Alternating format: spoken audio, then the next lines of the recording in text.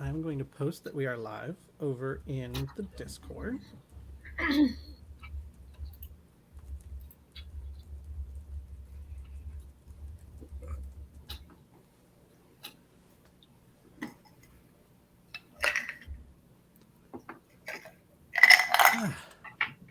How's everybody else's November, which we are already like a week and a half into, shaping up? It's going by quickly. I got my booster yesterday. Oh, nice. How you feeling? Good. I had like no side effects. Oh, wow. I've been Other than like a really sore arm, but like, well, the majority of people I've heard from have been like, yeah, the first and second shot didn't do anything to me, but this booster shot. That's what happened to my roommate. She was like out for like a whole day. Oof. I was like all anxious about it. Like she'd got, not that she did it intentionally, but she got me all like jacked up about it. I told my work, I was like, I'll probably be out. Like, no, it's fine. I don't know. You got all hyped up on testosterone and like adrenaline. You're like, I gotta be ready for this, and then like your body was just so prepared. Yeah. I didn't really have a reaction to the first two, so I don't know. Strong. Super strong.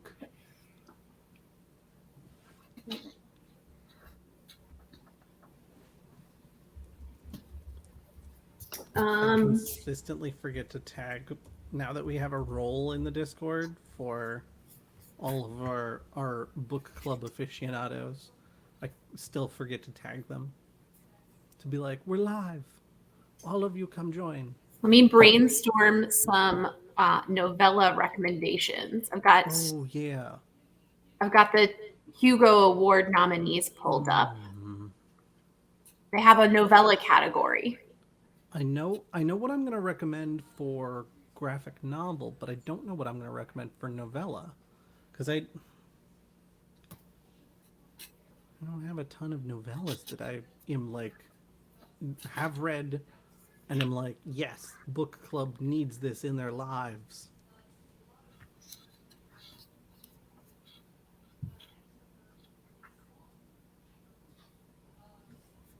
Mm-hmm.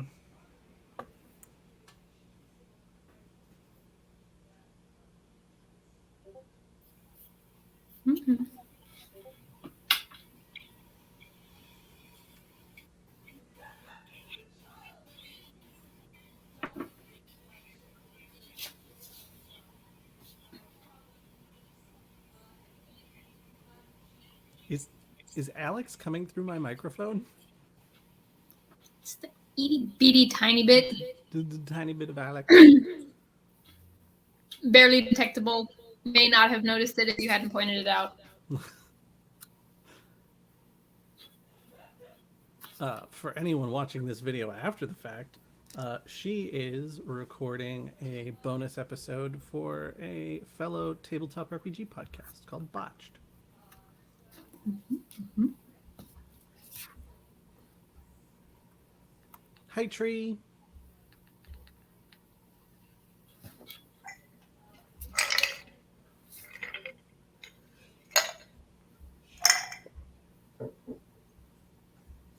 So Tree is the first person, like our book club Tree, is the first person I've known to shorten their name to Tree. Like Tree is their nickname. And then I find out that the horror film Happy Death Day, the lead character also has shortened her name to Tree. I literally just watched that on Friday. I had no idea. How did you like it? I thought it was campy and fun. I'm not a big like horror movie person, but yeah, it was fine. I'm not usually big on horror, but stuff like that where it's less about like the extreme terror and more about like oh, what a weird, goofy circumstance, and also people get murdered a lot. I'm like, yeah, okay, all right, I could get on board with this. Okay, I think I know what my. Hmm. Oh, I think I know what my novella recommendation is going to be. Yeah. Mm-hmm. It's going to be The Haunting of Tram Car 15 Ooh. by one of my favorite new authors that I discovered this year.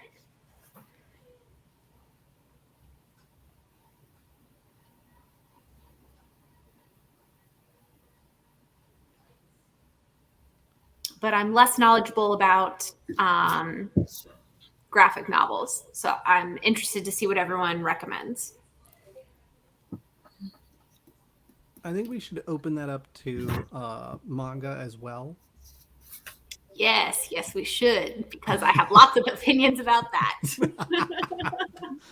I was gonna say you might have added additional opinions. Yeah, I don't get to show off manga selection. my books very often, but you can see a little collection. Ooh.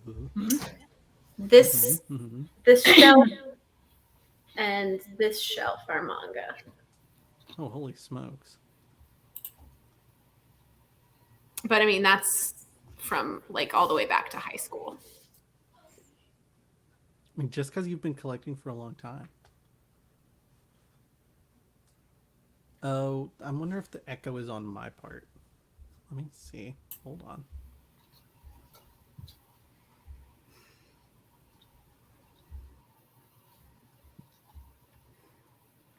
All right, we'll see if that fixes it. There's a setting specifically for echo cancellation, and mine was turned off. So that's Nice. could be me. Should we test it? This is a test. Is there an echo? Echo?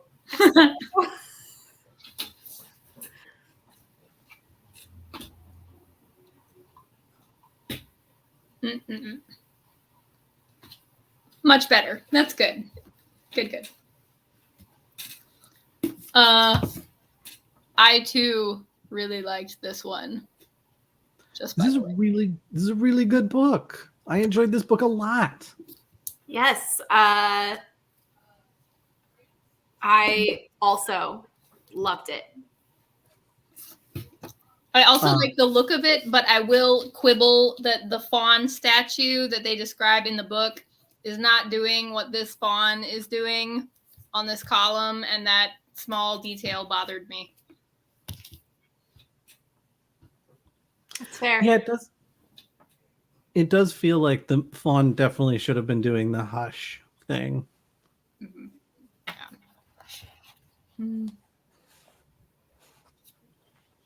Yeah. Be at peace. Should we start? Yeah, I think it's a okay. good time for starting. I think we're there. I'm ready. Yes, I really liked it. I wasn't at first sure about the like like the story being told through like journal entries, but I think it was like pulled off so well. And it really gave like, I don't know, like I feel like I really got in Piranesi's head, you know? Like I feel like he's like such an odd character, but you really deeply understand him in a way I thought was like the author did a really good job. Yeah. How long was it for the two of you before you were like, something's a little bit off about this guy? And I get the impression that the other is what we would consider a average, everyday, on the street kind of human being, and that this person is different somehow in some way, possibly in a driven mad by the labyrinth sort of fashion. I don't think it took me very long to put that together. Yeah, that part didn't take too long, but I know that I mean, like the book jacket says labyrinth in it.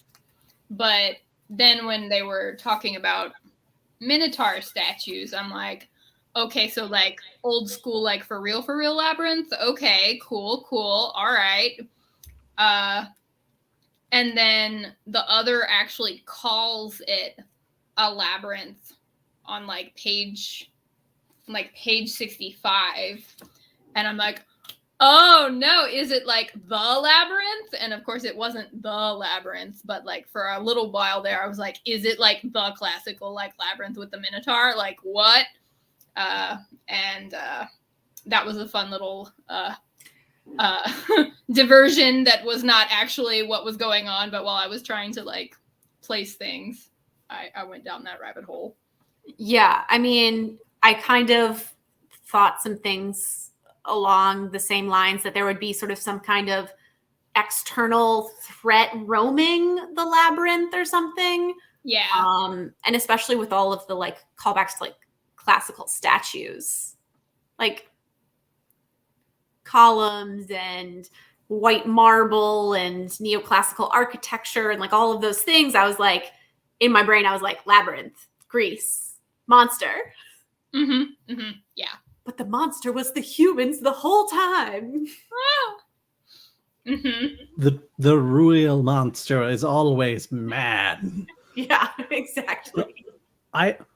So this actually made me think of something which I literally didn't think about until just this moment, which was the labyrinth is created by concepts that come out of our universe into that one, right? And so like that's what forms the statues, or at least that's the operating theory of Piranesi and Lawrence. If the Minotaur is the center of it, then does it make sense that the concept of the labyrinth and the Minotaur guarding it in ancient Greece, could that be the origin point of that like space? I like that as a creation story. Go for it. Yeah. Like I don't know if that was Susanna Clark's intent, but that's kind of the vibe I get off of that. I mean, is there a center though? Like, isn't it infinite? Well, I think that first vestibule is always sort of, or maybe it's the first hall. I can't remember the noun, but there is something that is the first. And it seems like no matter who is appearing in the house, they appear there first, no matter like where they're coming from. But I don't know. Did anybody manifest somewhere else first? Like, I know that we stumble across people in other places first, but I didn't think that they had appeared there. I had thought that they had been wandering. I don't know. Like the path that the path that Raphael left for herself was like back to the first vestibule, the first hall, first whatever, Yeah. Oh, that is a very fair point.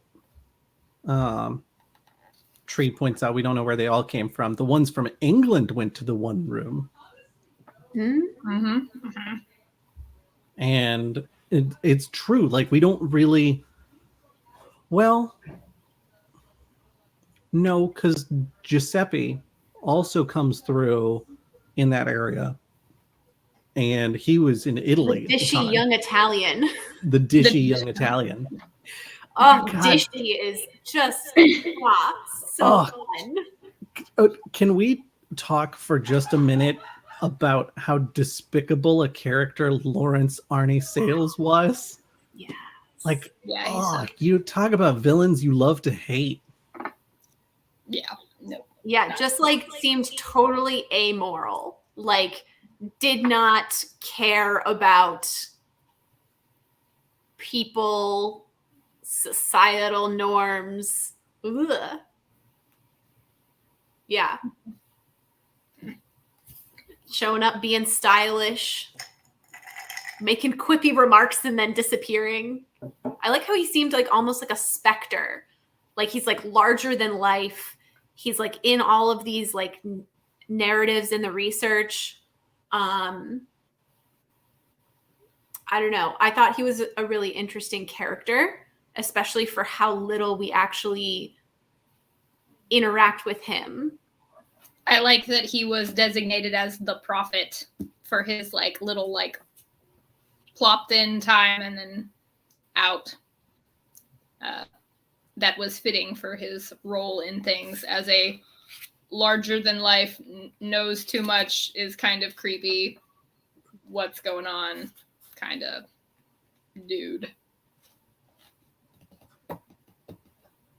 Yeah, for sure. I was trying to find, was it John Ritter? Was that the name of the poor James Ritter? James Maybe? Ritter, that's it. Poor James What? Ritter. Yeah, something. I was trying to find the name just because like Lawrence is like, oh, he's gone mad from being in the labyrinth too long. Well, that's fine. I'll just lock him behind a wall and keep him as my little household prisoner. And it's like, Lawrence, you can't just put people in rooms. That's not what, Lawrence.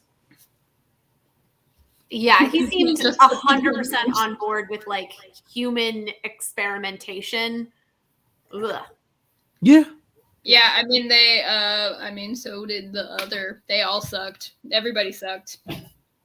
That's fair. Humans sucked. Yeah. I did appreciate that Lawrence references Piranesi before Piranesi's been in the labyrinth long enough to kind of like transform into the person he is now. Where he's like, yeah, the letter you sent me, like you were kind of a little shit and I didn't want to give you anything. But now you're really very charming. And I'm like, you go straight to hell, Lawrence. Yeah. Yeah. Speaking of Piranesi, did anybody look him up? Yep. I am sad to say that I did not know who he was before this, but yeah, I thought that was a very good naming call out. For anybody watching who hasn't looked Piranesi up, do you want to talk a little bit about what Yeah, you I was just pulling up the Wikipedia page. Perfect. Giovanni Battista Piranesi, also simply known as Piranesi, was an Italian classical archaeologist, architect, and artist famous for etchings of Rome and fictitious and atmospheric prisons. So he did these like depictions of these spooky prisons and classical ruins. And often, like I'm looking at one of his prisons and it almost looks like it's got like some Squid Game vibes with all of like the staircases and like, you know what I'm talking about? In the opening, maybe? Anyway. I know what you're talking about because of the some of the like promotional material for it shows some very MC Escher like staircases, and that was honestly the first place I was gonna go was Escher. Yeah. Old Dominion Heroes mentions he has a lot to do with esoterica, alchemy, and sacred geometry. MC Escher vibe or my Escher vibe. I think meant MC Escher.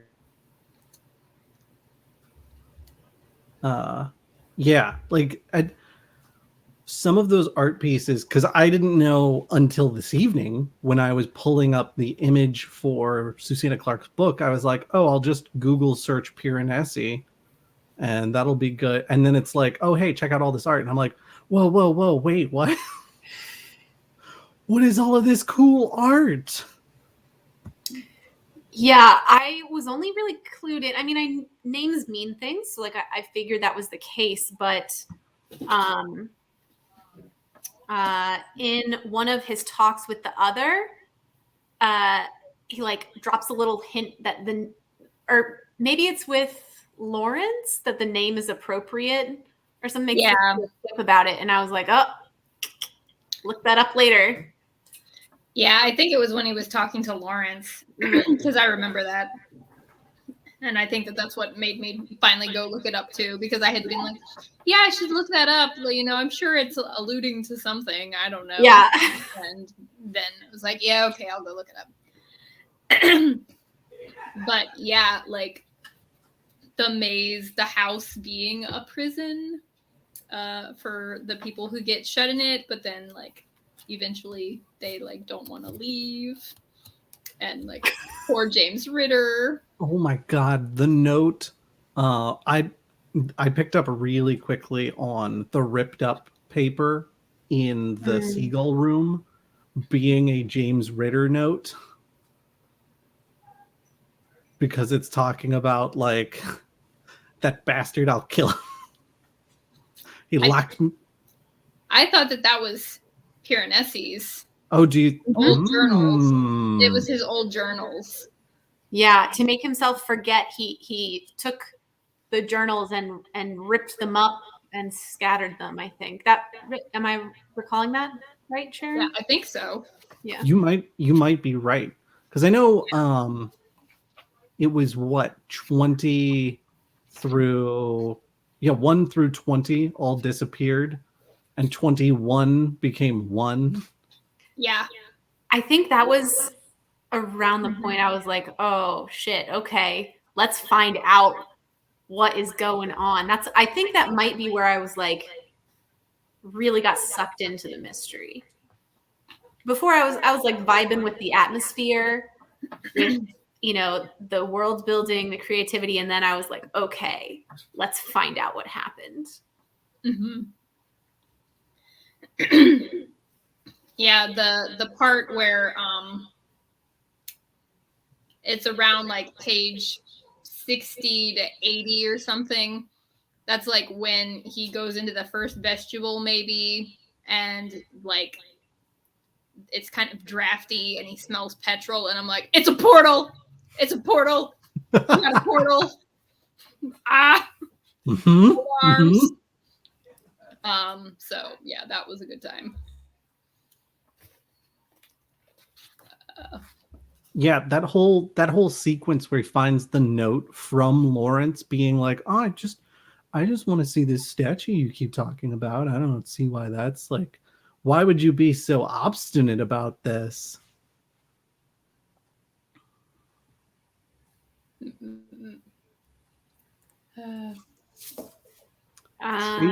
Tree would like to know if anyone has read the Zen and the Art of Motorcycle Maintenance. I haven't. I think I've seen it like referenced quite a bit, but I've never read it. That's where I'm at as well. I've definitely heard people talk about it before, Tree included, but I have not read the book itself.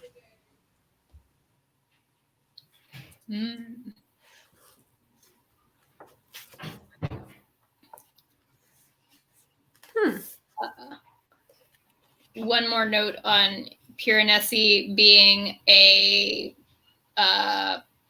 forgetful or like purposefully destroying his old notes sort of character guy. I thought that was a very fun take on an unreliable narrator, because everybody is an unreliable narrator. Like, you can't trust what the other is saying to Piranesi, and you can't really trust what Piranesi remembers because he doesn't really remember anything. And I thought that was a very fun thing, because he just seemed like such a good, pure spirit, and you're like, yeah, you're pure of heart, so like you wouldn't be lying about these things, but like he has forgotten them, like sort of intentionally. And then early on I was also, before we were like determining where the book was going, the people of my brain, I was like picking up on like some sort of like imperialist vibes, or like it seemed like Piranesi, as like the inhabitant of the house, was like going out and doing all of this work for the other, and the other was like not listening to him and like treating him with disdain and like not taking his observations seriously and telling him that the things that he thought were important were not important and that he knew better. And that was just another part of like his character that I thought was very interesting. The whole like Ketterly trying to find the great and hidden knowledge, which is basically like the secrets of the ancients and so on. Like that whole concept was so compelling to me.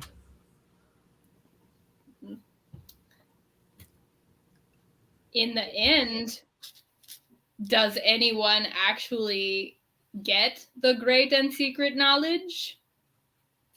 What do you think?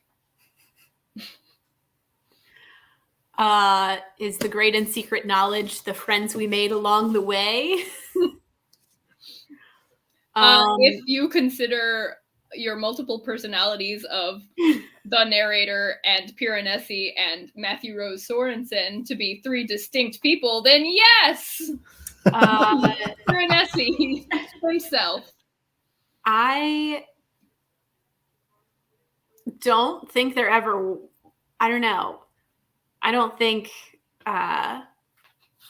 any great knowledge was found. I don't know that it existed.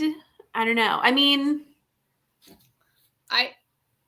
I wanted to read it, and then maybe this is me just being like, I'm gonna shove rose-tinted glasses on this. I liked thinking that the great and secret knowledge was to approach the world, be it the world, or the house, the world, by like being open to things, like the way that Piranesi would, like the way that his relationship with the house is how humans should relate to the world. And I wanted that to be the thing. I could try and put it more eloquently, but I can't do it. So anyways, that's what I wanted. I think that is a very nice takeaway from the book. Thank you. I think if there was some sort of like greater power that like was possessed by the ancients or something like that,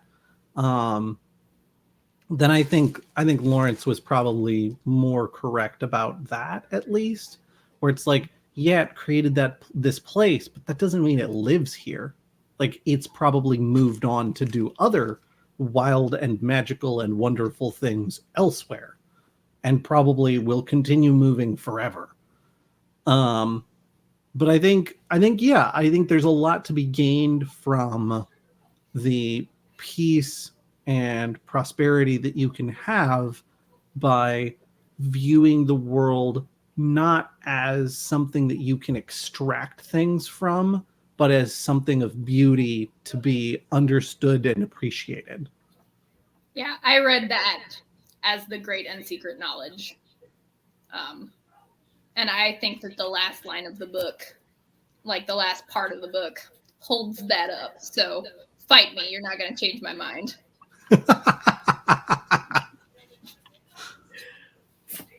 It's rare that we have requests for combat in book club. I won't lie.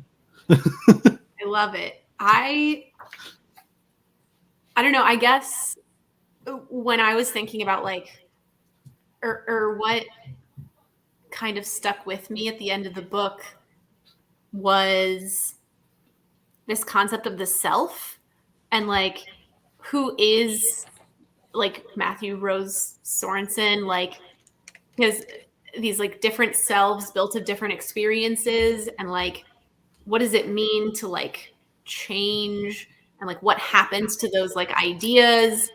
And so I think that's kind of what I was left thinking about, like what makes a person, what makes you you? Is it just this like accumulation of lived experiences, and if you just wipe out some of those, are you not you anymore? Are you a different person? Or is there some like inherent intrinsic you-ness that is there throughout everything? I don't know. That's kind of what I was left thinking about. I won't lie, for the first like 40, 50 pages of this book, I thought it was going to be all about the concept of AI and consciousness. I and love that, and that Piranesi was an AI generated inside the labyrinth to live there, and that Ketterly was like a research scientist trying to get some sort of mathematical formula out of the labyrinth. No, It seems like a valid theory, you know? I mean, up to the This point where book they were could like, take in so many different directions. up to the point where they were like, no, it's an alternate universe that people can kind of like shift into. I was like, I think I know where this is going. Oh wait, no, I guess it's not. Oh my gosh, I love that. Though, like, I don't know, the idea of like a simulation. It's very Matrix. It's very like, you know, Ex Machina. I could totally see that, like a simulated reality with you know, this like clean, you know, classical aesthetic. I could see that movie. I get where you're coming from. There's I think part of the reason those situations pop into my head like that is there is a game called the Talus Principle, which starts out as a just like a very basic puzzle game, and you're solving these puzzles and you're accessing terminals and things like that, and it becomes rapidly very clear that you are not a person, that you are an AI that was generated by this like long since possibly forgotten machine.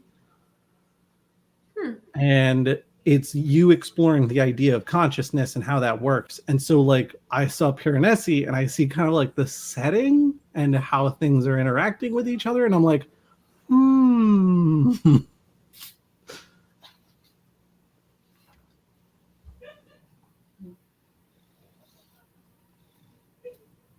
I did find it interesting that some of the animals could also shift over, and that at least enough animals could shift over that Piranesi never starved.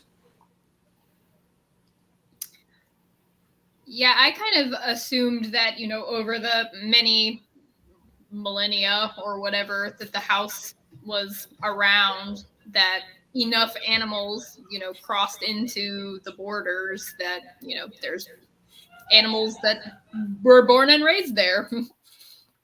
I mean, like the albatross chick, like the albatross chick was hatched there.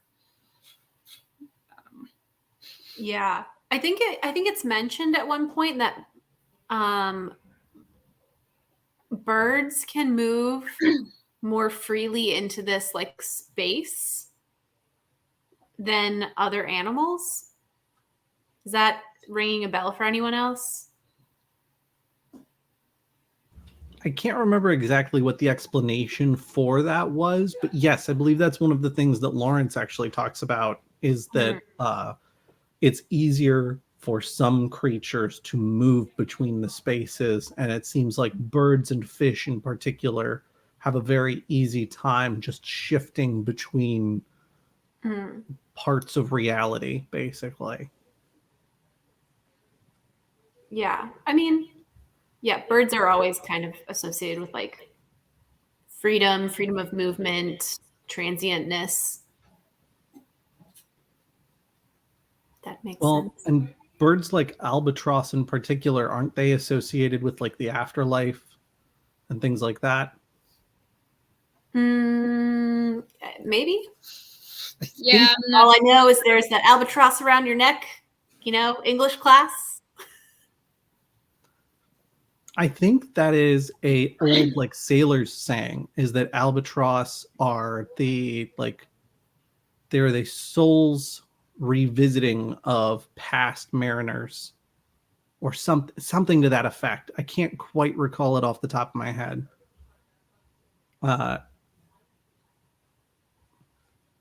That was a really interesting scene in the book when the albatross is flying directly at Piranesi. And he's like, oh, it's a flying white cross. I too shall T-pose for the incoming large flying white cross.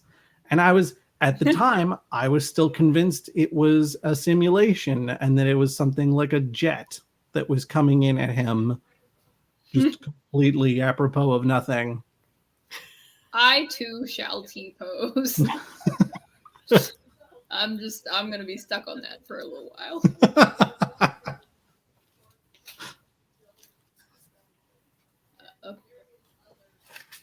Yeah,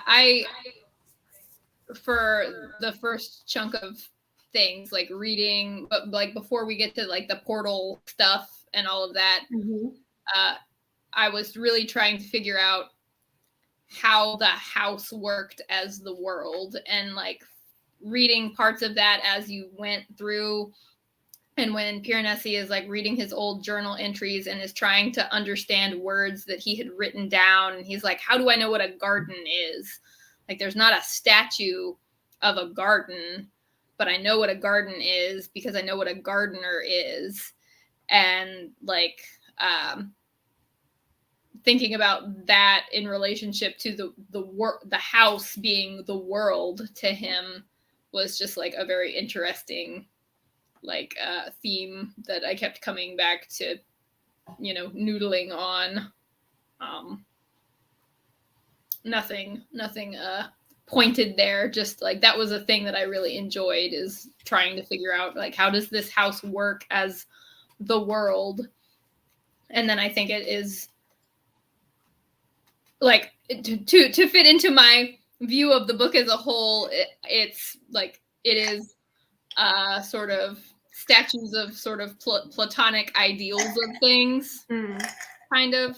And at the end of the book, he sees like an old man, and he's like, oh, I know him. He's that statue of a king, and I know these kids. They're that statue of like those kids and their mother, and just sort of like seeing like beautiful everyday things be translated as like the statues of like in his world, and then like their representations in our real world. And so I was like, oh, that's nice. Yeah, that's nice. I also kind of interpreted them as like platonic ideals, as symbols, and like I was reading like all of these beautiful descriptions of the statues, and I was like, oh, I know I'm missing so much like symbolism and like depth here. And anytime he would describe a room, I was always there for it. It was so interesting. And like the scale of the statue, I don't know. I really enjoyed it. And then at the end, the statues and representing real people is very cool.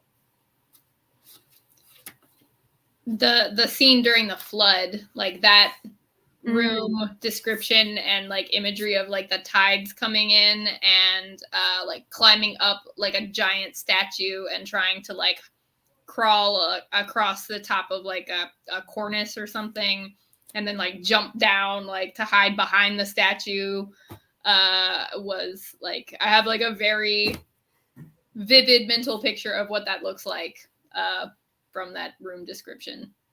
And like Ketterly like chasing his canoe and like failing. Oh, he did not listen to the house. No, he was not one with the world.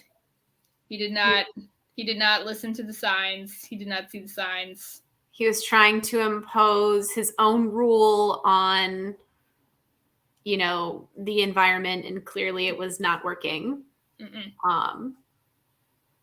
Yeah, I loved that scene. It was so good. I think there were a couple other times where like the scope of the house really struck me, and that was when Piranesi was, I think, reading the directions that were written in chalk, like, oh, go this many doors here, turn right here, turn left there.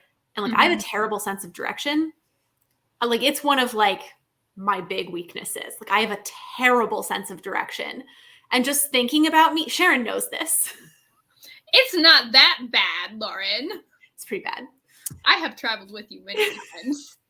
If it was really, really bad, I would be louder about it. It's not really bad. And just thinking about navigating these rooms in this like endless expanse of like white, very scary. I got lost in the Louvre. Like, that's basically the same thing. That is basically the situation. And yeah, I don't know. I was just like, I felt that like fear of getting lost and never being able to find your way back and just like wandering forever in this like semi like sterile, like austere beauty.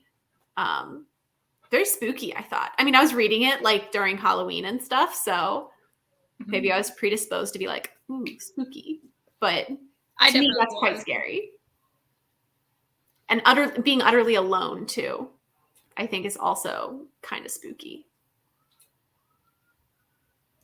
Like, I was so happy that he took poor James Ritter back and like took him back a couple of times and was like, anytime you want to go, I'll like go with you, and if I go back for good, I'll let you know and you can come with me. And it's like, oh, well, that's so nice.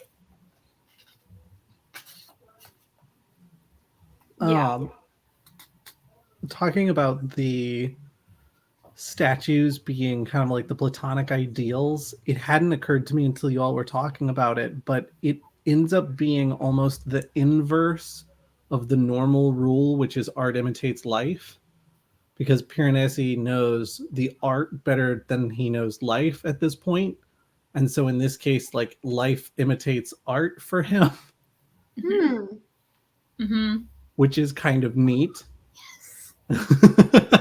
All this, yes, it's all connected. The other thing is, I feel like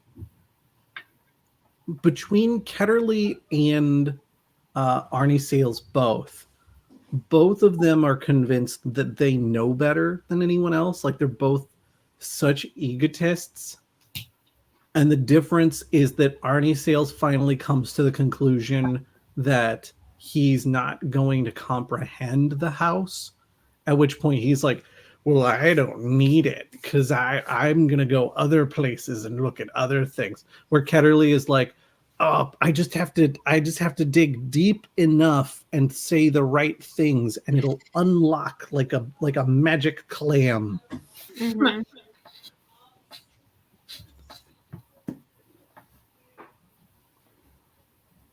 And then you got Piranesi, who's like, it's beautiful, and I love how beautiful it is. And also, you're stupid for looking for some kind of power thing, because what could be greater than what we have here now? Piranesi is the greatest secret. Yeah, it's not so much about like that extraction. I think you're winning me over on your theory. I think you're winning me over. Thank you. Yeah. Well, that's kind of like, that is the moment that Piranesi has fairly early in the book. I think it's like page 45 or 50, like somewhere in that area, where Ketterly is like, yeah, I need, a very special room, like a room that looks in a specific direction at one specific super bright star, because that's where I'm going to do this ritual thing. And Piranesi is like, I know one room like that, but it's kind of dark, kind of makes me uncomfortable. And Ketterly's like, well, you need to go look at it then. And Piranesi's like, oh, I guess, but like I kind of need shoes to do that. And Carly's like, fine, I'll get you shoes. And Piranesi's like, oh, he's such a good friend getting me shoes. Yeah, that whole dynamic made me so sad. It's just like, this guy's a jerk. He doesn't care about you. I know. Every time he's like, oh, my friend. And I'm like, he's not your friend. And then just like the moment where Piranesi is waiting in that darkened space, like is brave enough to go into the darkened space, even though he's very clearly afraid, because he's like, I don't know what kind of, like, I don't know what's lurking in these shadows. Like, I hope it's nothing too spooky.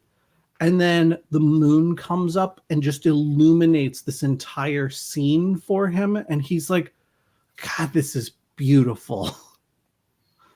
Like that whole moment being like the light bulb moment for Piranesi. I feel like that was kind of my light bulb moment as well, about like the house doesn't exist to contain some sort of like magical power. The house exists as a thing of beauty. And that is its purpose and what it is.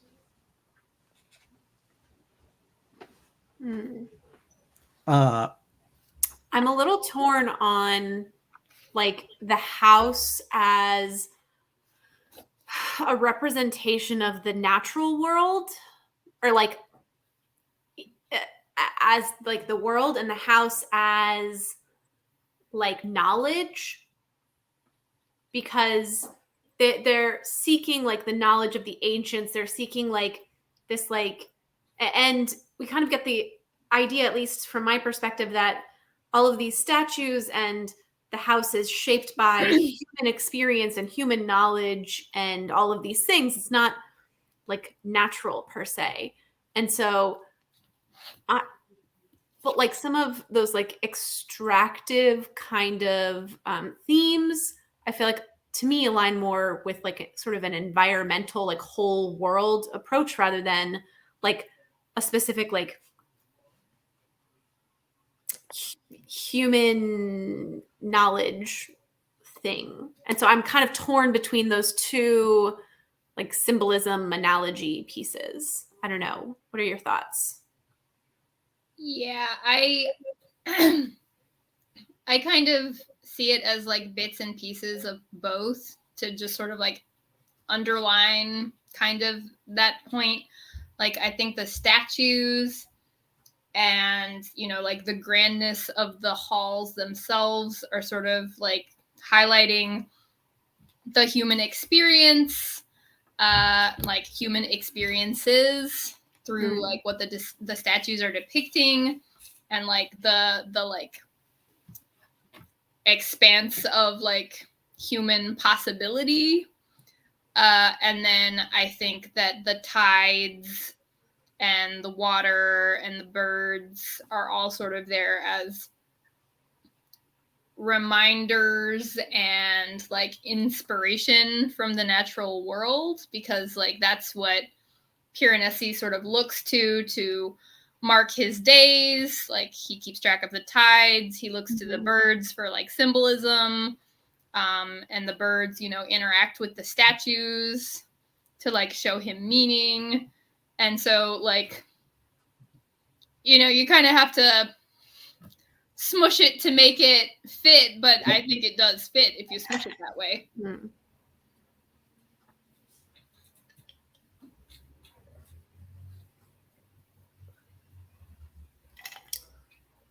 Yeah. Maybe that's the philosophical interpretation. The experience of being human in the world. You can't escape nature. It's there. You should live with it and like be, you know, one with it as best you can. Not do too much. This kind of raises a question which I haven't fully explored myself, so I'm interested to hear other people's thoughts as well. But some of the halls are flooded. Like, they're indoor halls, but like the roof has collapsed. But if the whole thing is created by a sort of like knowledge flows through and creates these spaces and these representations and these ideals. Are those spaces for concepts and ideas that are less common now, or that have been forgotten, or are mostly buried by the annals of time? Or is it something else where, yes, this stuff flowed through, but much like any created thing, it is a limit for how long it can last and how long it can exist before it falls apart itself? I think the first one, the first one you said, I think it might be representing like some of the great and secret knowledge of the human experience that was something that was maybe more relevant in past or other cultures that is no longer around in this world. Some important part of being human, like maybe the statues in those halls would look less familiar to the Matthew Rose Sorensen part of Piranesi, and would show things that, you know, that is great and secret knowledge.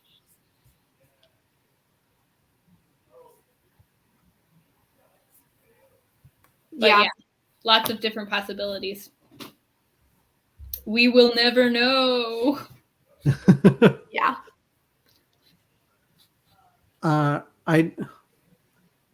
The thing that really brought that into question for me was the room where Piranesi finds the group of people who appear to be watching.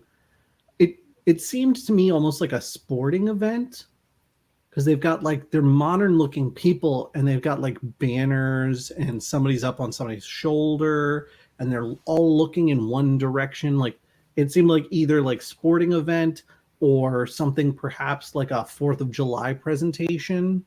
Oh yeah, that like crowd. Yeah. Where was that? Oh my gosh. It's pretty early in the book. I want to say it's like 45 or 50, but it's... I don't remember that. No? But I read the first half of the book a while ago, so... I thought it was so funny, like the couple of times where he's like, ha! As if there could be like 17 people in the world. Like, what a preposterous number. Huh. And then at one point he's talking about reading through the older journals and about like, and they reference police and other people. Like, could there be as many, a mind-boggling sum of people like 75? Yeah.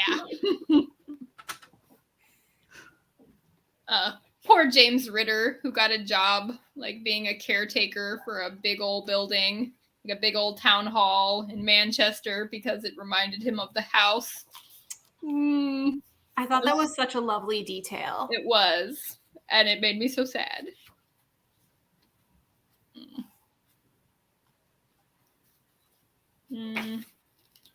I found it. A full moon stood in the center of the single doorway, flooding the hall with light. The statues on the walls were all posed as if they had just turned to face the doorway, their marble eyes fixed on the moon. They were different from the statues in other halls. They were not isolated individuals, but the representation of a crowd. Here were two with their arms about each other. Here one had his hand on the shoulder of one in front, the better to pull himself forward to see the moon. Here a child held on to its father's hand. There was even a dog that, having no interest in the moon, stood on its hind legs, its front paws on its master's chest, pleading for attention. The rear wall was a mass of statues, not neatly arranged in tiers, but a jumbled, chaotic crowd. Foremost among them was a young man who stood bathed in the moonlight, elation in his face, a banner in his hand. I almost forgot to breathe. For a moment, I had an inkling of what it might be like if instead of 2 people in the world, there were thousands.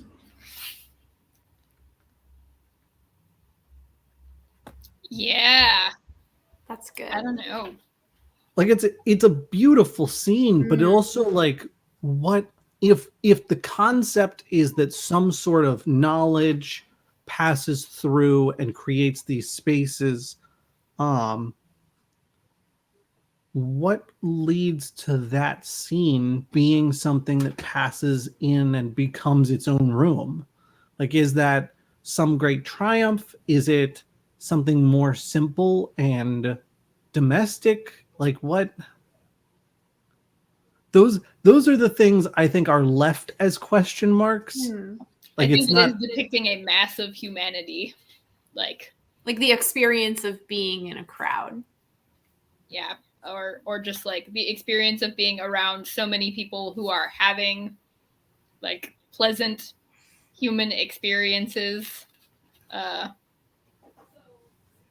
then the rear wall does sound like it's a group statue situation where they're all like cheering maybe for the young man with the banner. But then all of the other ones, I think it might be like just the way that they're organized in the room that, you know, really makes it feel like a crowd, but they don't necessarily need to be represented as like a crowd that would actually exist unless it's like a crowd of people in a park or something, or just like, you know, I think I would like to move away from knowledge and intelligence as the great and secret knowledge and migrate over to wisdom and have it be like have that be more like, that's more of how I'm interpreting the great and secret knowledge, not like calculated measurable knowledge like what the other and Lawrence think that they're going to get out of the house, but more of a, you know, like a subtle wisdom like what Piranesi has like in his existence in the house. Yeah. I would agree. I think to me it felt more like human, like a human experience, like a representation of human experience rather than like a specific like knowledge. Yeah.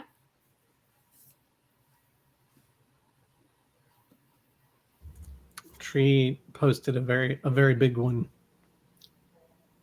I really liked that part and was like, ouch. Yep. Relatable. Hashtag relatable. Yeah.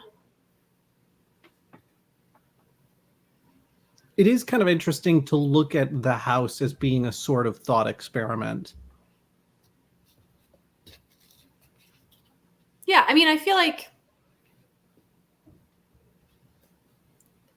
a thought, like it being a thought experiment, like not that it literally is in this book, but part of this book feels like an author was like, oh, what if, you know, like it feels like a narrative spun out of a thought experiment, or at least the setting as something like that.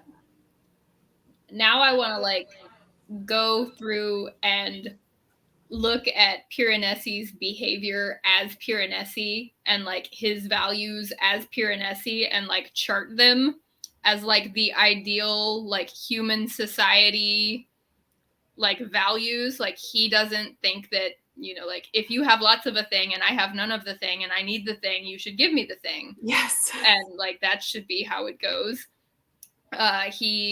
He honors the dead. Mm-hmm. Like he takes care of them.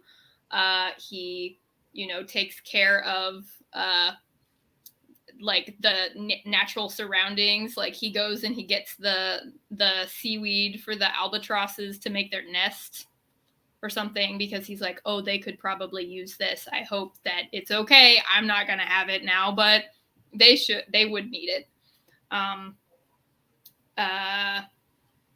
Yeah, now I want to like go through and like see like what are all of the things that Piranesi does now that he's like completely wiped of Matthew Rose Sorensen. Like what are the things that like the house has restored him to his like innate good human society version of like, wouldn't it be great if people didn't suck all the time and we all got along? Maybe that's how it would be if this is what everybody did.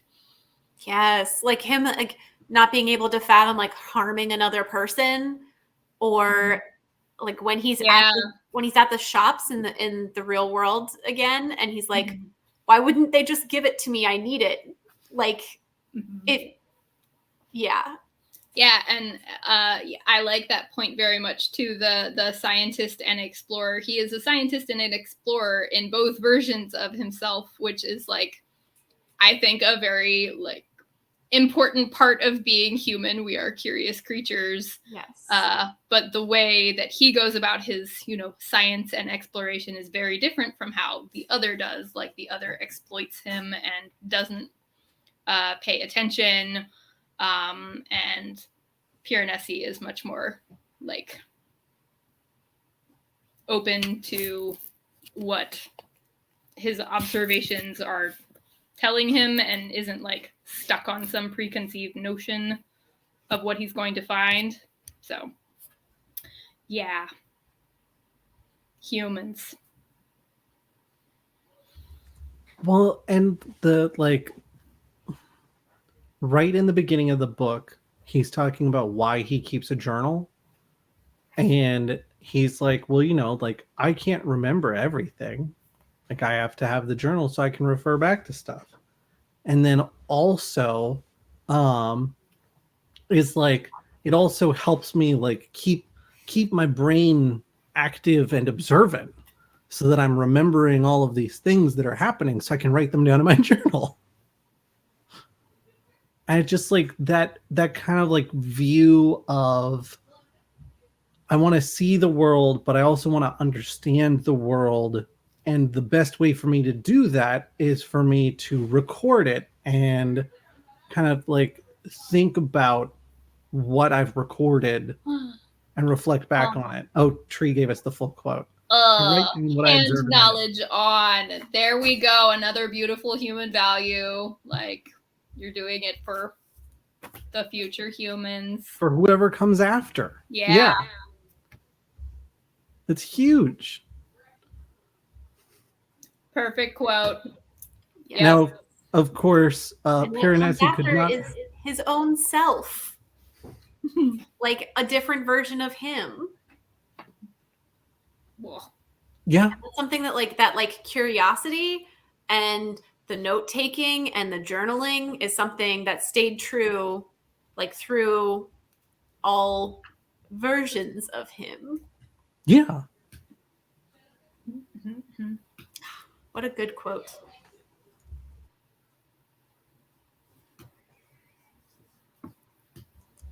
There's something very beautiful about the almost childlike way Piranesi enters any new situation. Like it's very optimistic, curious, a little cautious, but like almost in a like the adventure trumps everything. It rubbed me the wrong way at first, the childlikeness. Oh. I don't know, I was just I think it took me a little bit to warm up to that like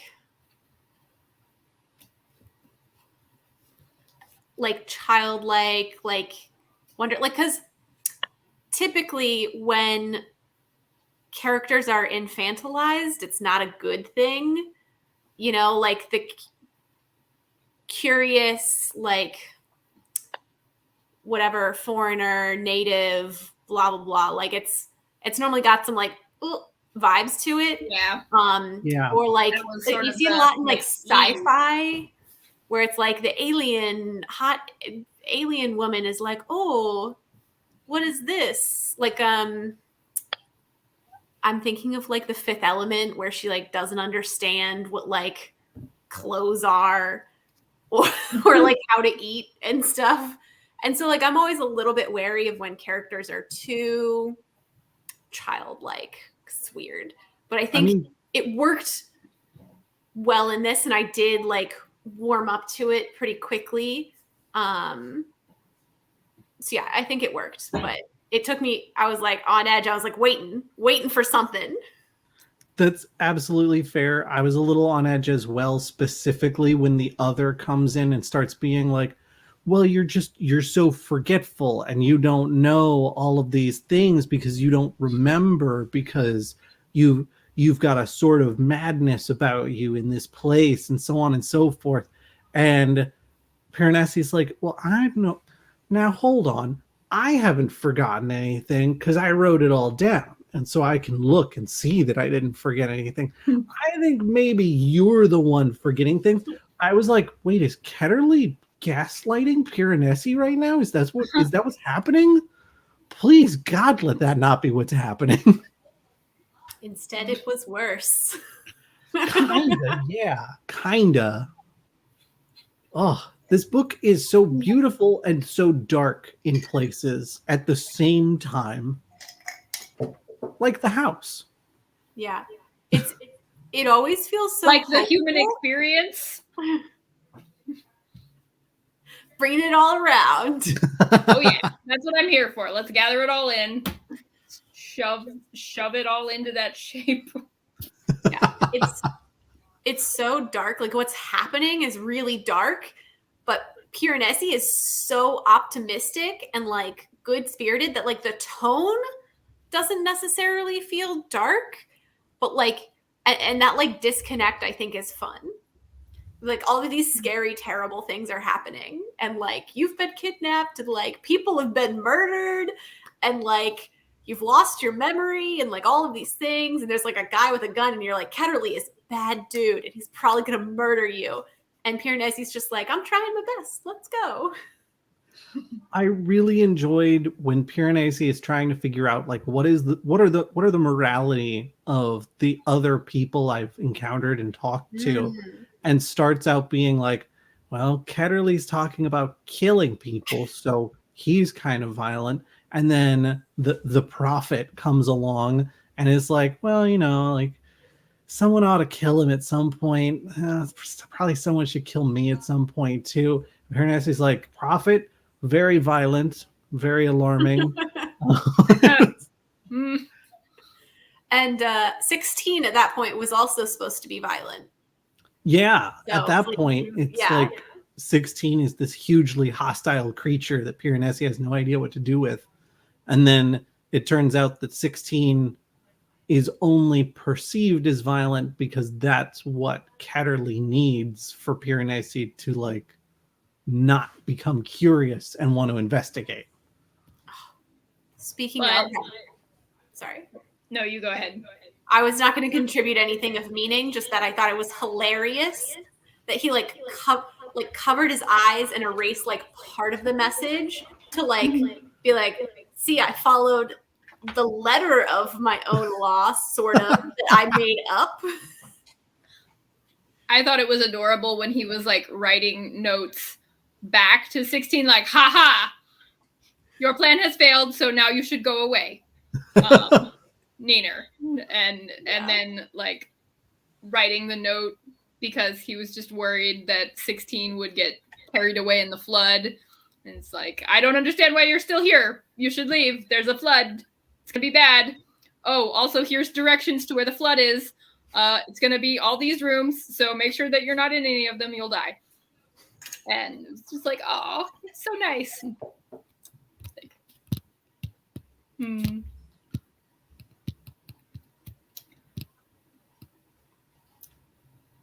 What a good dude.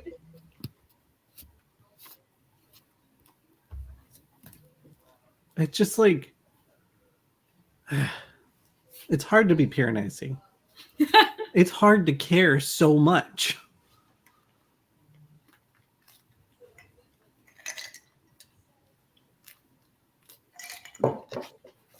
Yeah. Not to mention having to eat all that seaweed and dried fish. And trying to figure out how to do things like make shoes out of fish leather. I know, like, really? Ketterly had to be like, he already like kidnapped this person. Like, terrible. You give him some clothes. Like, Jesus. Come on. And he only gave me the socks the one time, and he never thought to do so again. So I guess I just don't need socks. Ugh. Like, Ketterly, like, it hits you very quickly what a piece of garbage Ketterly is as a person. Even though you start out being like, oh, this Lawrence character, screw that guy. It's like, it's not like Ketterly's better. Ketterly's just bad in a different kind of way. Yeah, more personal way.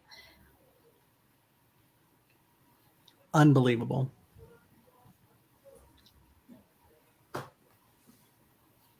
I do like Raphael very much. She's an interesting character who we don't really get to see very much of. Yeah. But like, she seems like an interesting. I would like to read more about her, but the book is called Piranesi, so whatever. Yeah, she was an interesting character, I thought. But I don't really feel like I spent enough time with her to like really understand her personality. But I thought like the mentions at the end of her going back to the house to like get some of the peace and calm was like interesting. But yeah. And we know that she's enough of a badass to not only dodge Ketterly shooting at her, but also then to physically fight him with like no weapons of anything, just like run up and be like, no gun for you. And to face her fear of heights, which I also have. So very empathetic there. It's scary. It's very scary.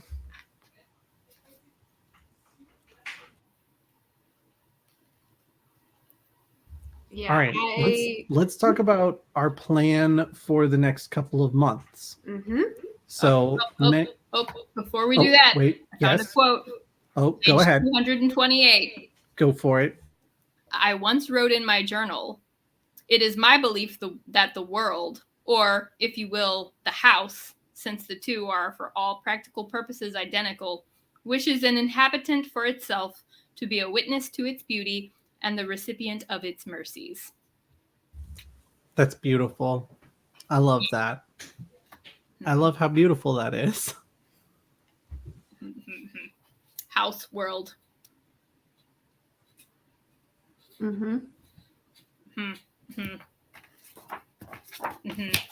It's mercies. That's an interesting choice of words.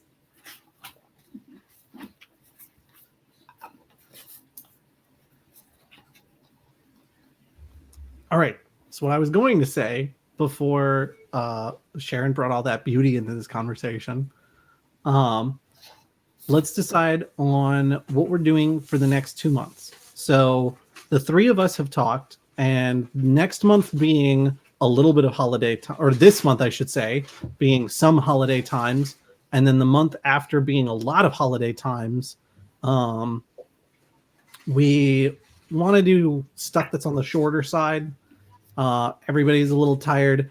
I had meant to start a whole like book club voting discussion this month, or last month rather, before we even got to this month. Regardless, all of that being what it is. The thought we had was, let's just run something on the shorter side for this coming month, and then do a graphic novel for the end of the year, so that we can do shorter stuff that's a little easier to jump into, digest quickly, have good thoughts about, maybe get completely addicted to. We'll see. Because I know if we're doing graphic novels and manga, that most of those are like, here is book 1 of a 20-book series. Prepare for the disaster of just being like, I need all of it, and I need it now. So, Lauren, I know you had at least one novella suggestion for this month. Yes. What do you got? Okay, I have 2. Oh, yes, please do. One fantasy, one sci-fi. All right. So my recommendation for the fantasy is The Haunting of Tram Car 15 by P. Djeli Clark. So it takes place in it's an alternate history steampunk. It takes place in Cairo, where the world has been, it's like 1910 or something, and there was this great sort of, I don't want to say explosion, but like the world of jinn and the world of humans sort of collided, and now magic exists. Jinn cohabitate with humans. There's like all sorts of fabulous steampunk things, and Cairo comes to this place of prominence alongside England and the rest of Europe as a center of scientific advancement and knowledge and fashion and sort of political power. And it follows the investigator for like magical crimes unit as he investigates the haunting of a tram car, like an in the air tram car. Is this a prequel or a sequel, or in any way related to Master of Jinn? Yes, it is a prequel. Prequel. Okay. It exists in that universe. And the other recommendation is one I think I've recommended before, called All Systems Red, which is the first in the Murderbot Diaries series. And it's about this, it's kind of like maybe a dark comedy about this security robot created by this company that's sent to protect these scientists on this research mission to a like small exoplanet. And there's an error with it or its like upgrade, and so it's now independent. It's not ruled by sort of security protocols, but it still does its job, and really all it wants to do is be left the fuck alone and watch its dramas. But things go wrong, and there's some fun action adventure. So those are my two. They're both a little wacky. Isn't there, I feel like it is a novella that you suggested at some point some months back. Mm-hmm. Isn't there a novella that is about like a rock opera in space? It's not a novella. It's called, I think it's called Space Opera. Oh, but it's a full-size book? Mm-hmm. Dang it. It's got like Space Opera by Catherine M. Valente. And it's got like a Douglas Adams kind of vibe. I was gonna throw that into the running, but it's too long. It's Sorry. too big of a book. Hang it. I'm gonna have to come up with something. I'm gonna have to find something. I will dig around in my collection, and then if I don't find anything there, I will dig around in the internet, and I'll find something. Sharon, do you have anything you want to throw into the ring? I do not. I am woefully unprepared. That's okay. That's okay. Most of all of the novellas that I read are because Lauren recommended them, and she also recommends them to a book club. So whatever Lauren says. So that then leads us into manga / graphic novels. Mm-hmm. I know what I'm going to suggest for this one, which is volume 1 of Lumberjanes, which is a series about a Girl Scouts camp where the original like handbook is all about like, oh, we need to learn crocheting and tea parties to be proper refined young women. And the woman who's running the camp is like, screw that, we're going to learn about bears and cutting down trees and climbing mountains because that's what camping is about. And then very quickly it turns from a like this large burly woman being like, let's go cut down some trees and make log cabins out of them, into a like supernatural thriller adventure with all of these girls being like, oh my god, we're being chased by yetis and the like. It's very good. It makes me very happy deep in the pits of my soul. So that's what I'm going to throw in as my graphic novel suggestion. I am not very knowledgeable about graphic novels, but I'm totally here to learn more, and it's something I've been meaning to like read more of. I'm very torn on what the right tone of manga is, especially to like recommend, especially when like some of these series are like really long and you want to feel like you've gotten a full story kind of. So I might think on it. Off the top of my head, there are maybe two that I would think of. One would be the first volume of Vinland Saga, which is about Viking. Josh, you're nodding your head like you've seen the anime, maybe? I am familiar with this series. It's not one that I've jumped into just yet myself, but it has come strongly recommended from some people whose opinions I trust a great deal. I've only read the first volume. My partner read volume 1 and then went out and bought the other 11 volumes. And these are like the mega hardcover volumes. I admire that level of commitment because I could never.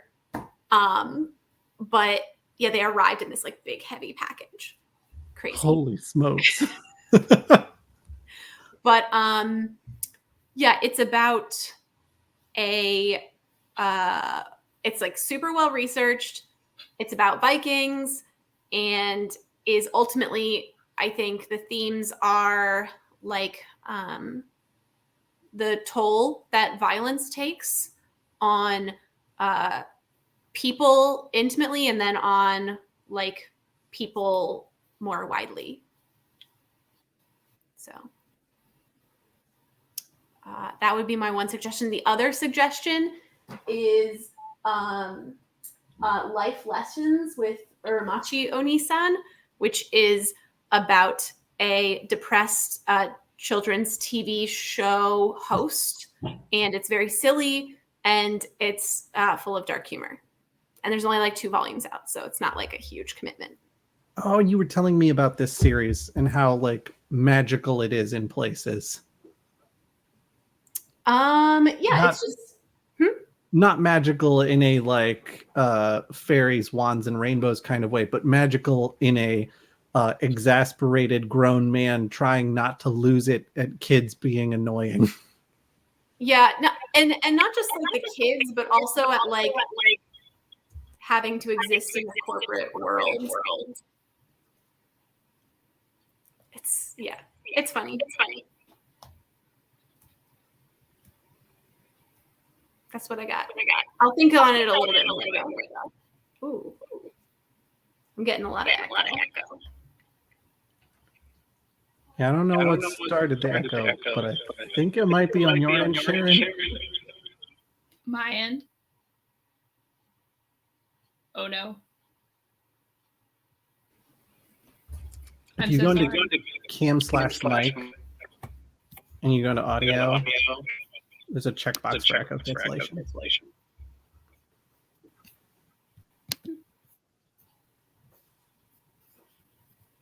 It's already checked. Oh. I don't know. Well, it seems to have gone mostly away now. For those curious, this is what Vinland Saga looks like. It's got like really gorgeous old school illustrations. Look at how very fun. And then Chunk. this is the other one. It is very different. I'm trying to think where my copy of Lumberjanes would be. I think I know. I'll be right back.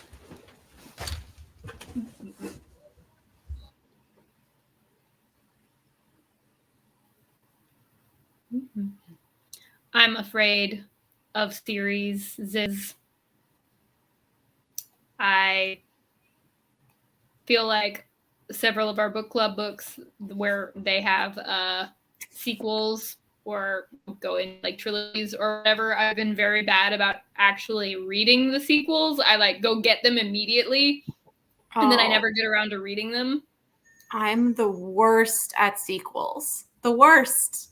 So bad. I'm very afraid. I want a standalone graphic novel.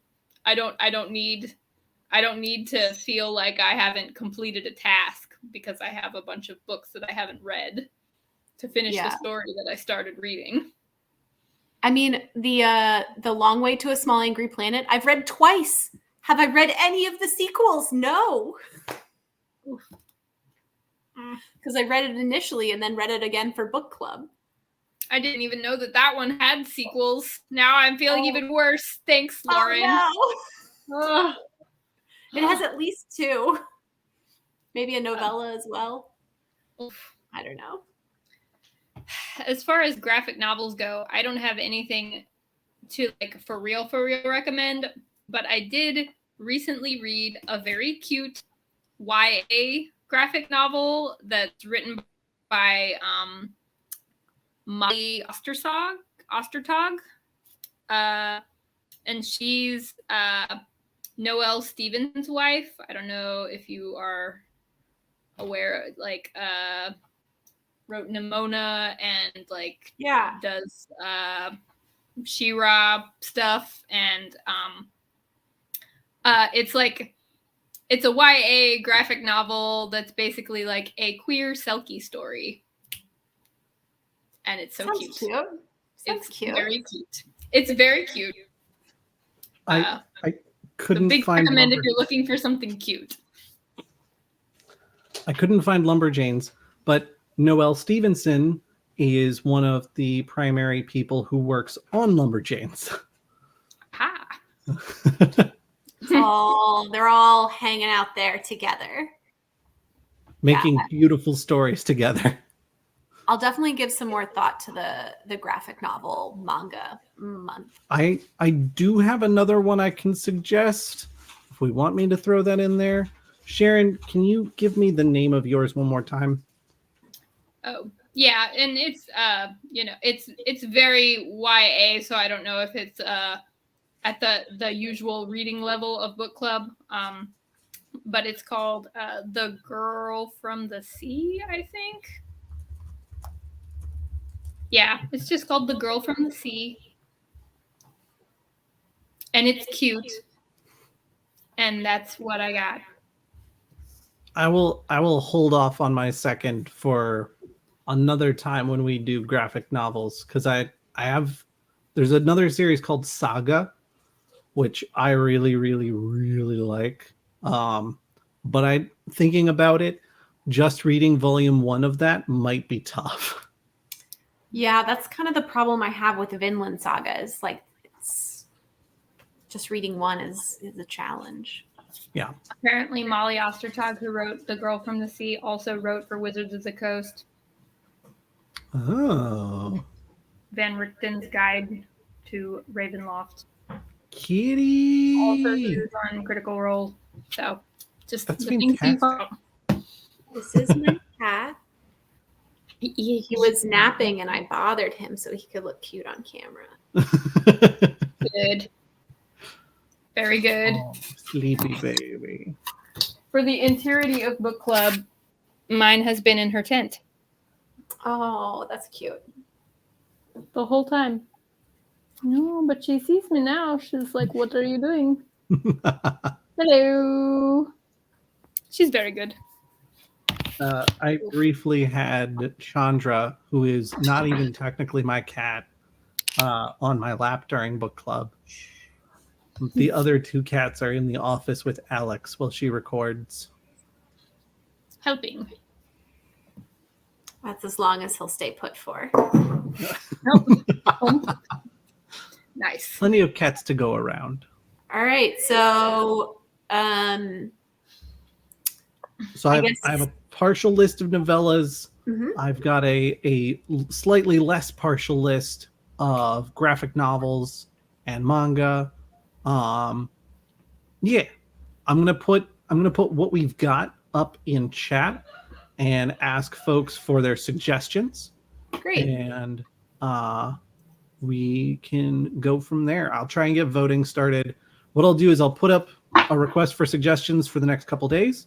And then I'll start voting on what we're actually going to read this month.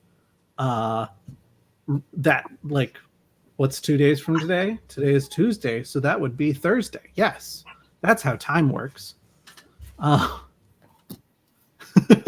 Is it? I'm pretty sure. Yeah. So that is what I will do. And Lauren, what do you got you want to plug for us? No big plugs other than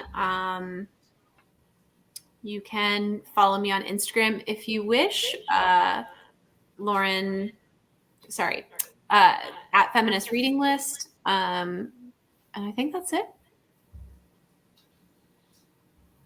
Sharon, You what do are you writing an adventure. I am writing an adventure.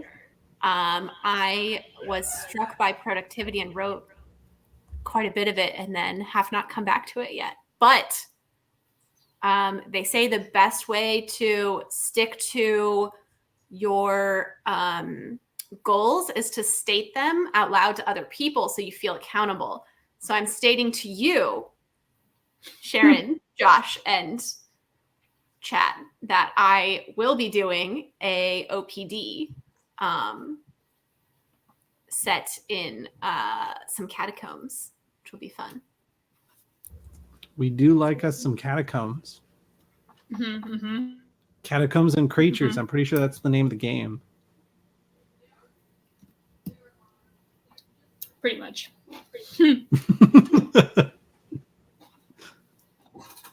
Sharon, what do you got to plug for us?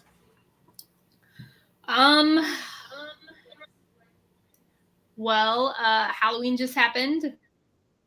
And we had lots of people do the Monster Mash, which was really cool. So everybody who participated in that is going to get a cool monster book at some point in the next few months, made up of all of the creatures that they mashed together. So that has been very fun to see what people came up with. Lauren's writing an adventure. Yay. We're working on projects that are gonna come out next year. Looking forward to hibernating and working on those so that we can bloom into con season. So nothing in particular there, but stay tuned. That's my plug. Like, stay tuned for springtime. We're gonna go on into hibernation now. Good night, everyone. Yeah, it's a good time for hibernation. I think for this particular evening, I will plug the podcast that I do with Brandon, where we talk about TTRPG stuff and TTRPG adjacent stuff, which is called the Goblins and Growlers podcast. I know, the most original possible name we could have come up with. We've already got the name, so